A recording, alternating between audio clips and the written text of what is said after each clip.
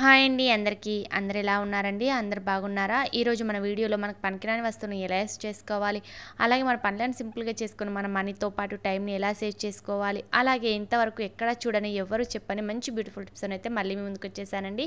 వీడియోని ఎండింగ్ వరకు చూడండి, చాలా యూస్‌ఫుల్‌గా ఉంటాయండి. ఫస్ట్ టిప్ వచ్చేసి మనం డైలీ శారీ కట్టుకునేటప్పుడు పెట్టికోట్ నాడాకు కానీ, లేకపోతే ప్యాంట్ వేసుకునేటప్పుడు కానీ, ప్యాంట్‌కి నాడాకు కానీ మనమైతే నాడాన్ని ఎక్కించుకుంటూ ఉంటాం కదండీ! అలాంటప్పుడు మనం సేఫ్టీ పిన్ని యూజ్ చేసి నాడాన్ని ఎక్కించుకుంటూ ఉంటాము. అలాంటప్పుడు సేఫ్టీ పిన్ చిన్నగా ఉండటం వలన మనకు ఒక్కోసారి సేఫ్టీ పిన్ విడిపోతూ ఉంటుంది. ఒక్కోసారి సేఫ్టీ పిన్ మన వేలికి కూడా కుచ్చుకుంటూ ఉంటుంది. సో సేఫ్టీ పిన్తో కాకుండా ఎన్ని నాడాలైనా మనం సెకండ్లలో ఈజీగా ఎక్కించుకుందామో చూద్దామండి. ముందుగా ఇలా ఏదైనా ఒక ఇంక్ అయిపోయిన పెన్నును తీసేసుకోవాలి. వీడియోలో చూపించిన విధంగా పెన్నుకి ఇలా నాడాన్ని పెట్టేసి క్యాప్ని క్లోజ్ చేసేసుకోవాలి. తర్వాత మనం ప్యాంట్ నాడాన్ని కానీ, లేకపోతే శారీ పెట్టుకోట్ నాడాన్ని కానీ ఈజీగా ఎక్కించుకోవచ్చండి. ఇక్కడ మనము క్యాప్ని వేయడం వలన మనకు నాడ అనేది అస్సలు పెన్నులో నుంచి ఊడిపోకుండా ఉంటుంది. ఇలా మనకు ఎన్ని నాడాలు కావాలంటే అన్నింటినీ ఈజీగా సెకండ్లలో నాడాన్ని ఎక్కించేసేసుకోవచ్చు. ఎక్కువ టైం కూడా పట్టదండి. కేవలం మనకు ఒక 5 సెకండ్లలో మనమైతే నాడాన్ని ఎక్కించుకోవచ్చండి. అలాగే మనకు ఇలా నాడాన్ని ఎక్కించిన తర్వాత చక్కగా మనం పెన్ను క్యాప్ని తీసేసి మళ్ళీ మనకు నాడ లోపలికి పోకుండా ఉండాలంటే ఇక్కడ మనము ఒక 2 అయితే ముళ్ళు వేసేసుకుంటే గనక మనకు అస్సలు ఆ నాడ అనేది లోపలికి పోకుండా ఉంటుంది. తప్పకుండా ట్రై చేసి చూడండి. ఎమర్జెన్సీలో మనకు సేఫ్టీ పిన్ ఇంట్లో లేనప్పుడు కనిపించకుంటే గనక పెన్ అయితే అందరి ఇంట్లోనే అవైలబుల్గా ఉంటుంది కాబట్టి చాలా యూస్ఫుల్గా ఉంటుంది. యూస్ఫుల్గా అనిపిస్తే ట్రై చేయండి. నచ్చితే ప్లీజ్ లైక్ చేయడం అస్సలు మర్చిపోకండి. నెక్స్ట్ సెకండ్ టిప్ వచ్చేసి యూస్ బాటిల్ కానీ, లేకపోతే వాటర్ బాటిల్నైనా తీసేసుకొని చిన్నది కానీ పెద్దది కానీ తీసుకోవచ్చు. బాటిల్ని యూజ్ చేసిన తర్వాత వేస్ట్ అని మనమైతే పక్కన పడేస్తూ ఉంటాం కదండి. కానీ మనం వేస్ట్ అని పడేసే వాటర్ బాటిల్తో కూడా మనకు చాలా యూజెస్ ఉంటాయండి. ముందుగా నేను ఇక్కడ ఇలా చిన్న బాటిల్ని తీసేసుకొని కింద పార్ట్ని అయితే కట్ చేసేసుకున్నాను. తర్వాత వీడియోలో చూపించిన విధంగా బాటిల్ని ఇలా మిడిల్ భాగంలోనైతే మనము యూ షేప్లోనైతే మార్క్ చేసేసుకోవాలి. మార్కర్ సహాయంతో, లేకపోతే ఏదైనా స్కెచ్ పెన్ సహాయంతో మార్క్ చేసుకున్న తర్వాత సిజర్ సహాయంతో చక్కగా కట్ చేసేసుకోవాలండి. తర్వాత మనకు చేతికి గీసుకుపోకుండా ఉండాలంటే సైడ్లలో ఇలా సిజర్ సహాయంతో చక్కగా స్మూత్గా చేసుకుంటే మనకు చేతికి అనేది అస్సలు గీసుకోకుండా ఉంటుందండి. ఇప్పుడు దీన్ని ఎలా యూజ్ చేద్దామో చూద్దాము. మనకు ఆన్లైన్లో ఏంటంటే పెద్ద పెద్ద స్పూన్స్ అయితే ఇలా పిండి కానీ, లేకపోతే పప్పులు తీసుకోవడానికి ఆన్లైన్లో మనకు స్పూన్స్ అయితే దొరుకుతున్నాయి కదండి. ఆన్లైన్లో కొందామంటే మనకు ఎక్కువ కాస్ట్ అనేది ఉంటుంది. అలాంటప్పుడు రూపాయి ఖర్చు లేకుండా వేస్ట్ అనే పడేసే వాటర్ బాటిల్తో మనమే ఈజీగా పిండి కానీ, పప్పు కానీ తీసుకునే స్పూన్లను అయితే రెడీ చేసుకోవచ్చండి. ఇలా పప్పులు కానీ, పిండి కానీ, బియ్యం కానీ ఈజీగా తీసేసుకోవచ్చు. అలాగే మనకు పప్పులు కానివ్వండి, పిండి కానివ్వండి అస్సలు పురుగు అనేది పట్టకుండా ఉంటుంది. మనము తడి చేత్తో ఇలా మనము పప్పులు కానీ, పిండి కానీ తీస్తే కనుక మనకు పురుగు అనేది పడుతూ ఉంటుంది.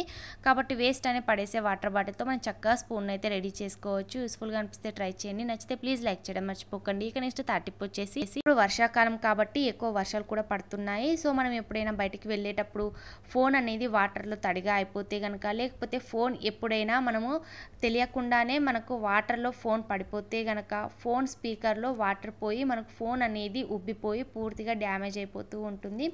లోపల మొత్తము మనకు తుప్పు అనేది పట్టేసినట్టు అయిపోతుంది. అలాంటప్పుడు డ్యామేజ్ అనేది అవుతుంది.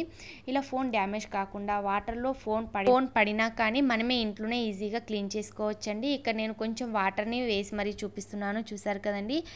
ఎప్పుడైనా కానివ్వండి మనకు తెలియకుండానే ఫోన్ పైన వాటర్ పడితే కనుక, లేకపోతే ఫోన్ మనకు తెలియకుండానే వాటర్లో పడితే కనుక ఇలా మనం ముందుగా కొంచెం అయితే ఏదైనా క్లాత్తోని తుడిచేసుకోవాలి. చక్కగా తుడిచేసుకున్న తర్వాత దానికి ఉన్న పౌచ్ని అయితే తీసేసి సిమ్ను కూడా తీసేసి ఫోన్ స్విచ్ ఆఫ్ చేసేసుకొని వీడియోలో చూపించిన విధంగా ఏదైనా బియ్యం సంచిలో కానీ, లేకపోతే ఇలా ఒక ప్లేట్లో బియ్యాన్ని వేసేసుకొని మనము ఫోన్ను ఉంచేసి పైనుండి ఇంకొన్ని బియ్యాన్ని అయితే వేసేసుకొని ఓవర్ నైట్ ఇలానే ఉంచేసేయాలి. ఇలా మనం ఓవర్ నైట్ ఉంచడం వలన ఏంటంటే ఎంత తడిగా ఉన్న ఫోన్ కానివ్వండి, లోపల ఉన్న వాటర్ పోయింది ఉన్నా కానివ్వండి మనకు పూర్తిగా డ్రైగా అయిపోతుంది.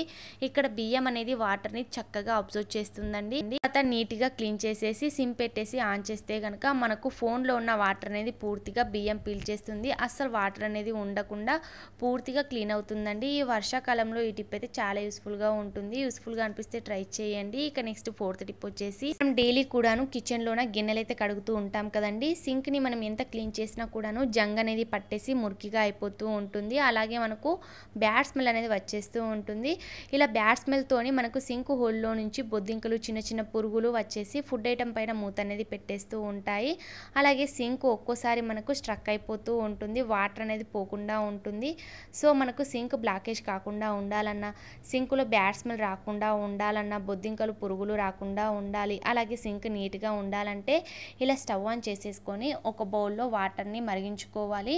ఇలా చక్కగా మరిగించిన వాటర్లో కొంచెం చిటికెడు పసుపునైతే వేసేసుకోవాలి. వేసేసుకొని స్టవ్ ఆఫ్ చేసేసి వాటర్ వేడిగా ఉన్నప్పుడే ఏవైనా ఎక్స్పైర్ అయిన ట్యాబ్లెట్స్ని ఒక 3 అయితే వేసేసుకోవాలండి. ఎక్స్పైర్ అయిన ట్యాబ్లెట్ను వేయటం వలన మనకు సింకులో ఉంచి మనకు అస్సలు బొద్దింకలు అనేవి రాకుండా ఉంటాయండి. తర్వాత కొంచెం కోల్గేట్ను కూడా యాడ్ చేసేసుకోవాలి. తర్వాత 1 స్పూన్ వరకు బేకింగ్ సోడాను వేసేసుకొని అన్నిటిని మిక్స్ చేసేసుకోవాలి. మీ దగ్గర కోల్గేట్ లేకుంటే కనుక ఏదైనా షాంపూ కానీ విమ్ లిక్విడ్ అయినా వేసుకోవచ్చండి. ఇలా అన్నిటిని మిక్స్ చేసుకున్న తర్వాత ఇప్పుడు వేడిగా ఉన్నప్పుడే ఈ వాటర్ని మనము సింక్ హోల్లో వేసేసుకోవాలండి. వారంలో 2 సార్లు ఇలా సింక్ హోల్లో వేసుకుంటే కనుక మనకు సింక్ అనేది బ్లాకేజ్ అవ్వకుండా ఉంటుంది. అలాగే ఏదైనా చిన్న చిన్న బ్యాక్టీరియా ఉన్నా కూడా పూర్తిగా పోయి మనకు సింకులోంచి బ్యాడ్ స్మెల్ అనేది రాకుండా ఉంటుంది. అలాగే ఇలా సింక్ చుట్టూలా కూడా వేసేసుకోవాలి. వేసేసుకొని ఏదైనా ఒక స్క్రబ్బర్తో క్లీన్ చేస్తే కనుక మనకు విపరీతమైన స్మెల్ అనేది వస్తూ ఉంటుంది కదండి. నాన్ వెజ్ వండేటప్పుడు క్లీన్ చేసినా మనకు బ్యాడ్ స్మెల్ అనేది వస్తూ ఉంటుంది. ఇలా క్లీన్ చేస్తే కనుక ఓల్డ్ సింక్ కానివ్వండి, అంటే టైల్స్ యొక్క సింక్ అయితే ఉంటాయి కదండి, అవనేవి జంగు పట్టేయకుండా మురికి కాకుండా ఉంటుంది, కొత్త దానిలా కనిపిస్తుందండి. అలాగే మనకు సింకులోంచి బ్యాడ్ స్మెల్ అనేది రాకుండా ఉంటుంది. ముఖ్యంగా బొద్దింకలు, చిన్న చిన్న పురుగులు అనేవి రాకుండా ఉంటాయండి. అలాగే మనకు సింక్ అనేది స్ట్రక్ అవ్వకుండా కొత్త దానిలా ఉండాలంటే ఈ టిప్ని ట్రై చేసి చూడండి. మనకు సింకులోంచి బొద్దింకలు అలాగే బ్యాడ్ స్మెల్ అనేది రాకుండా ఉంటుంది.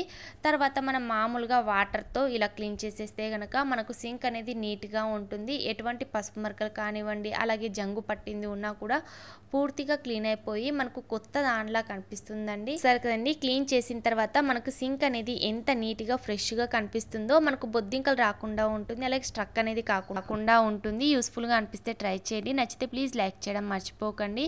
అలాగే ఈ టిప్లో ఏ టిప్ అయితే బాగా నచ్చిందో కామెంట్ బాక్స్లో కామెంట్ చేయండి. Thank you for watching. By by, take care.